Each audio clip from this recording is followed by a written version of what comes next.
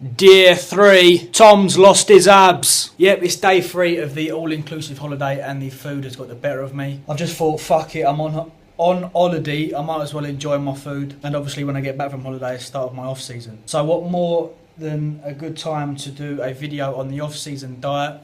Now, I've personally never done an off-season, so it's a bit hypocritical of me giving out advice regarding an off-season. I've bulked before, but not with respect to bodybuilding as such. My plan is to get back off holiday next Tuesday, start my off-season on Wednesday, do that for around about a year, and then start my prep for my show in 2017. So tip number 1 for your off-season is you've got to enjoy your food. This is the time of the year when a bodybuilder is primarily packing on some serious mass, hence why they call the supplement serious mass.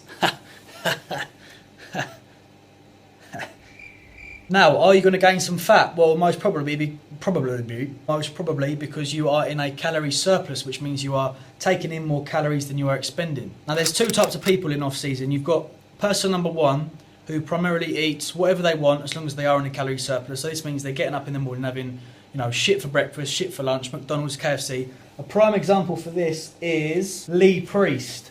Now, if that zooms in all right, Lee Priest on his off-season, if anyone's watched his videos, that's him on off-season. Now, he loves a KFC, he loves a McDonald's, he's all for you sort of eat whatever the fuck you want to eat mentality. The only problem with that method is that you're on season, so your contest prep has to be very, very strict in terms of diet and cardio. This is due to the excess amount of fat that you've gained on your off-season diet. So if you are mentally strong and prepared enough to go through the hours of cardio and clean eating, then go for it. Person number 2, which is me, and my method that I'm going to be doing on my off-season is more considered a lean bulk. So I'll still be in a calorie surplus, but I'll be getting the majority of my calories from carbs. Not a lot differs between an on-season and an off-season for these type of people. For example, if their breakfast is 50 grams of porridge oats and 6 egg whites, their off-season will be 100 grams of oats and 6 egg whites. Once a week during my off-season, I'm going to have a day where I can eat whatever I want to eat. I'm going to pig out, I'm going to chill out from the diet and things like that. So it's up to you what person you want to be,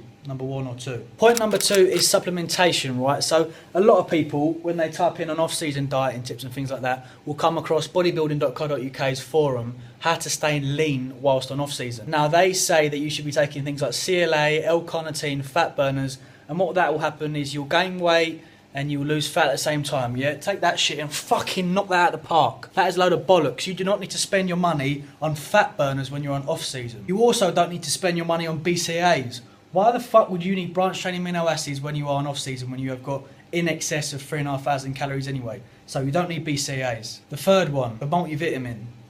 That's dubious. In my opinion, on off-season when you are getting a shitload of nutrients, as long as you are getting a shitload of vegetables in and things like that, carbs, fats, protein, in my opinion, you don't really need one, but that's another dubious one. The only main supplement that I would recommend on off-season if you are finding it hard to get in the majority of your calories is a weight gainer. I've got Serious Mass. I bought about 10 tubs of Serious Mass from my shop because I got them cheap. All I'm going to be doing is having 1 scoop of that post-workout, which gives me a quick 125 grams of carbs and 25 grams of protein. Do not rely on a weight gainer as a meal replacement. Just because the tub says, 1,250 calorie weight gainer. Do not think, well, my dinner's 1,250 calories, I'll have a shake instead. Don't do that. That is the most common mistake. Tip number 3 is cardio. Now, you're all probably thinking, I'm on off-season, there's no point in me doing cardio because obviously the only reason for cardio is to get you lean. That is correct to a certain extent. However, I'm going to be implementing a little bit of cardio in my off-season, mainly just to keep the old ticker working along nicely and your general overall cardiovascular health. That's